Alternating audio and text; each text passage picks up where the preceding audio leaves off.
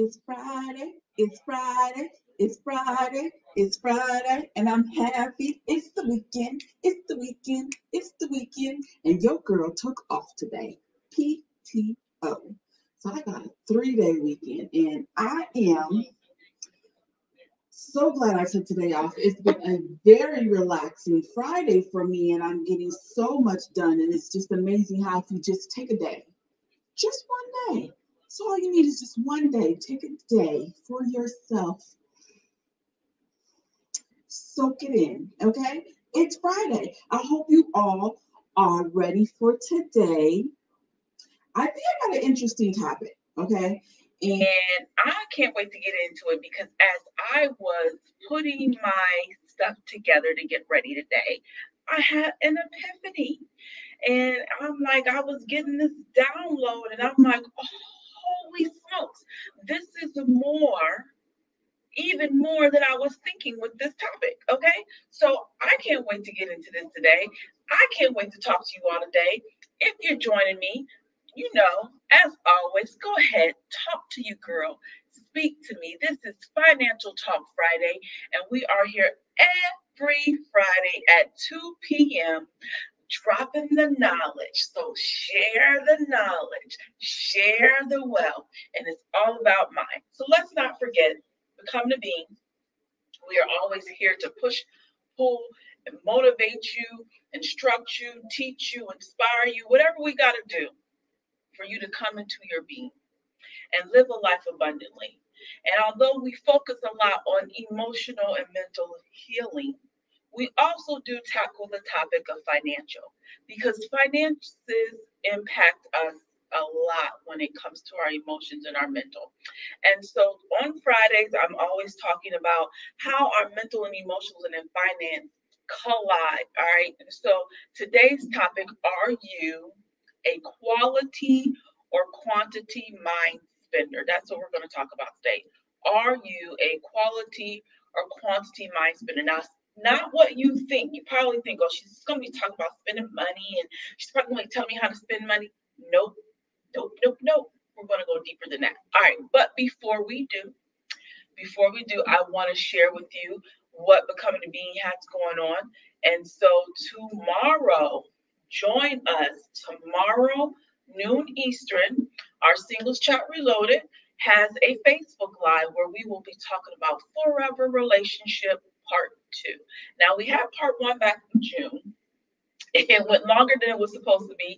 And we still didn't get to tackle all the things that we wanted to tackle. It left our audience with some open questions. And so we're doing a part 2 so we can kind of continue the conversation and hopefully answer some of the questions that people had. So that is tomorrow, December 5th, Saturday at noon Eastern. So make sure you tune in and join us for that. All right.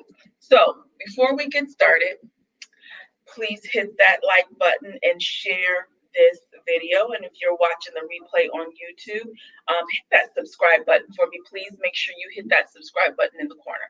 All right, so let's go ahead and get going into today's topic. Are you a quality or quantity mind spender? All right, so what kind of spender are you? Some spending we don't have to even think about, right? I need toilet paper, so I buy toilet paper. If I want to keep the lights on, then I'm going to pay the electric bill. But there are times we shop and we put a little more thought into it, right? Now, if you have to stop and think about paying a light bill or buying toiletries or even buying food over necessities, then something's wrong with your mindset, and this episode may not be for you. All right, just got to let you know that.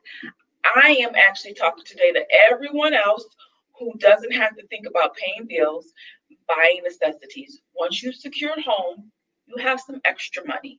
You might decide to buy something for yourself. Treat yourself. Why not? Why shouldn't you? Reward yourself should be on the list of musts. Okay, anybody knows me knows that I believe in some me time and some treats and some rewards. So it must be a must, or you're turning into a Scrooge, and that's what we don't want to happen. So But when you go spend out of the daily or weekly norm, are you a quality or quantity? Are you quality over quantity or vice versa? So let me break this down before I continue because I like for us to be on the same page. And when I'm talking, I want to make sure that we are all level set. So, do you prefer to get more for your money or the most for your money? Some of us probably have never really thought about it, but take a moment and ask yourself, do I prefer more for my money or the most for my money? Meaning, is it about the number of items I get for the money or the best I get for my money, no matter what the cost is? So maybe some of you out there have thought about it, but there are millions of people who don't even really know their mentality or frame of mind impacts how they spend their money. And if those spending habits are negatively impacting you, then you have to think about where you got that money mindset and decide if you need to adopt a new mindset. And I'm not saying that either one is superior over the other as in quantity or quality, but it does say a lot about who you are because the way we are with money shows up in other areas of our lives. And that is the epiphany. Like I kind of knew this, but then it was like, whoa, I really got into this. So let me give you some examples. If you consistently pay your bills late and you have the money to pay the bill, that may be a sign you're not reliable or dependable. So if I can't depend on you to pay the bills on time, then I probably can't depend on you in other areas of my life. So I can't depend on you to pick me up when I'm stranded, or I can't depend on you if I'm sick and need some soup. You're just not a dependable person. If you are a quality over quantity person, it may take you longer to find a house if you're in the market for buying a house because you want to make sure everything is nicely crafted. Somebody who is quantity over quality probably won't pay attention to those types of details. Okay, a house is a house is a house. I like it, let's get it. Searching for the perfect, nicely crafted house could be a sign of perfectionism. That could be a hindrance at times. We get so focused on making sure everything is perfect that we get analysis paralysis. So, on the other hand, a quantity minded person might sell cakes, but they are more concerned about how many cakes they sell rather than the cake being pretty or tasting good. All right. And so, therefore, they might lose some customers, not realizing that you sold a cake, but it was nasty. So, you just lost a repeat customer. So, sometimes quantity over quality is not going to always be good. So, while I may come to you every Friday to talk about money mindset, it is to get you to see how you think and therefore behave in other areas of your life shows up in your money game and vice versa. It's all connected. You only have one mind. One. And the negative thoughts and behavior patterns you have in your spiritual life, relationships, on the job, and so forth also shows up and impacts your money. Okay. And so for me, I'm a quality spender with a hint of quantity. Now, my father, he was a quality person, and my mom is a quantity person. So I got both, but I lean more towards the quality side because my father actually took time to teach me the quality of stuff when you buy it, how to distinguish between quality and cheap. And I also worked for Macy's.com at some point back in the day, and they would have vendors who would come in and talk about their products. And so we could understand how they were manufactured and worth the dollar amount they were asking. And in turn, we could sell those products knowing the quality of them, right? So my father taught me stuff like looking at the stitching in men's shirts or stitching in their suits. So like I can look and I can tell, when I'm looking at men's suits, if they're cheap, sorry. And the quality of shoes. and how to upkeep them to last a long time. He was very meticulous about a lot of stuff, including towels, sheets, and pillows. He was very particular about his cooking. All right. I get that from him. He taught me to always taste your food before you serve the food. You have to know if what you're feeding the people tastes good. He was the type of person that if he made a pound cake and it didn't come out right, he was not giving it. He would, go make another one. So he really instilled quality in me. So I'm very much a quality person. On some things, I need to know what I'm getting for my money. I will not just buy any washer and dryer because I need a washer and dryer. I want a quality washer and dryer that's going to last me some years with hopefully no repair. So if that means I got to spend maybe just a little bit more money to get the quality, then I'm willing to do that. But just because I'm a quality minded person doesn't mean I'm better than someone who's quantity. Both quality minded and quantity minded people have pros and cons. So I want to go over a few of the pros and cons of both, and then I'm going to let you all get back to your day. All right. So, quality minded people. Now, this is where it gets good because I'm like, whoa, if you really pay attention to a person's money mindset, it really is a window into their personality. And you can maybe pick up on some red flags or some things that you need to look into just a little bit more. So, I'm going to talk about the pros and cons of both quality and quantity, and just think about these things. If you're single, dating, engaged, you might want to consider their money mindset and if that's really going to work for you in the long run. So here we go. Quality minded people are people who are detail oriented. They do research and investigate. They're willing to wait to find what they want rather than just buy anything. So that speaks to their patience. And because they want timeless stuff, they don't get caught up in fads and trends, which can be good or bad. All right. Good because they are leaders and not followers, but bad because they may not know how to just go with the flow. Right. So I remember when I was dating my husband and I had asked a question about, what is his vision for his life? Like, do you ever want to get married? This, that, and the third. And he didn't like that question. He kept telling me I need to just go with the flow. I need to go with the flow. And I was not trying to go with his flow.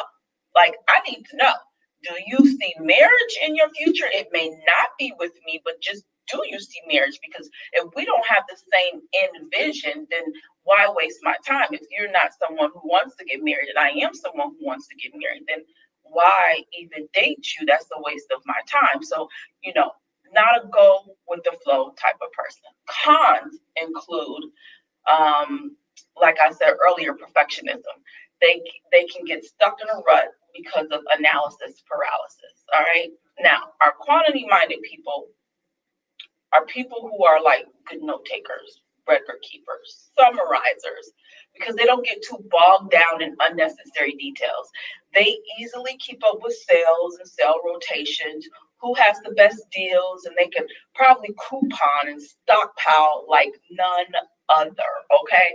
See, I try to stockpile and I'm not good at getting the coupons and keeping up with the deals. I just don't have that kind of patience and time. But those quantity minded people, like, they're on it.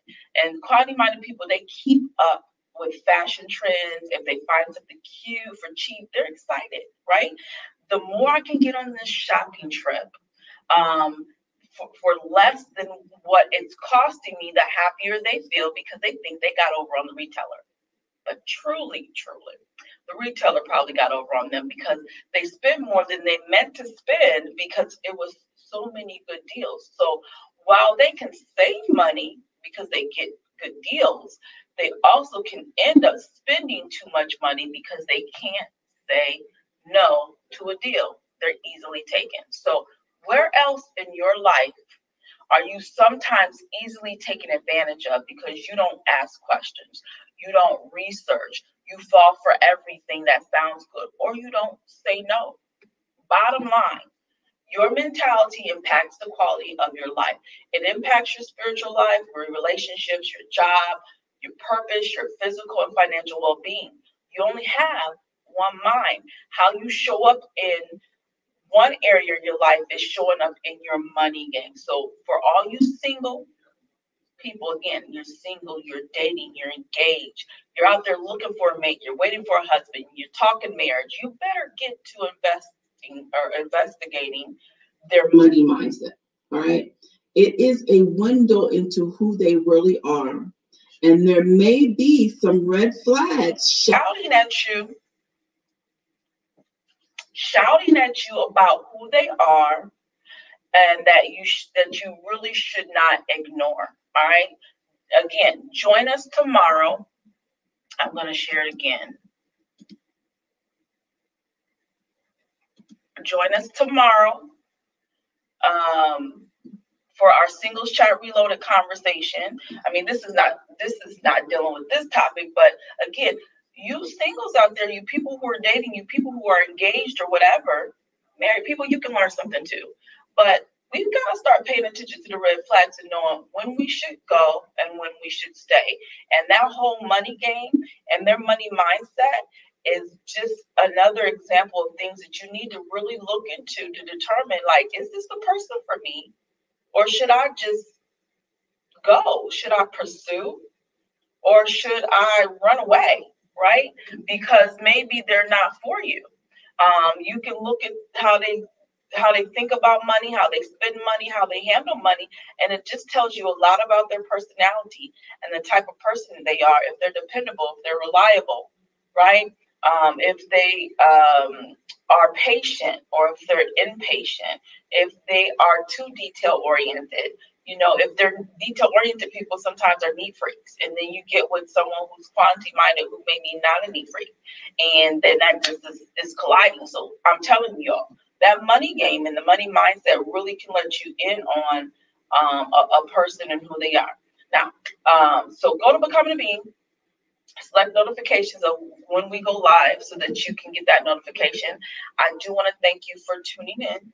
I bow to my audience. Thank you so much for tuning in to hear every Friday at 2 p.m. I really appreciate talking to you. This is fun for me. I hope it's fun for you, but this is really fun for me to come here on Fridays and talk to you all about how the mind and the money and the emotions and all of that stuff works together. So thank you so much for tuning in. If you got something out of this, even if it's on the replay, please go ahead and like and share this video. And if you're watching the replay on YouTube, don't forget to hit that subscribe button in the corner. All right. I'm always here and thinking about you and trying to take it to the next level. All right. So until next time, stop worrying and start living. Be unbothered. See you next time.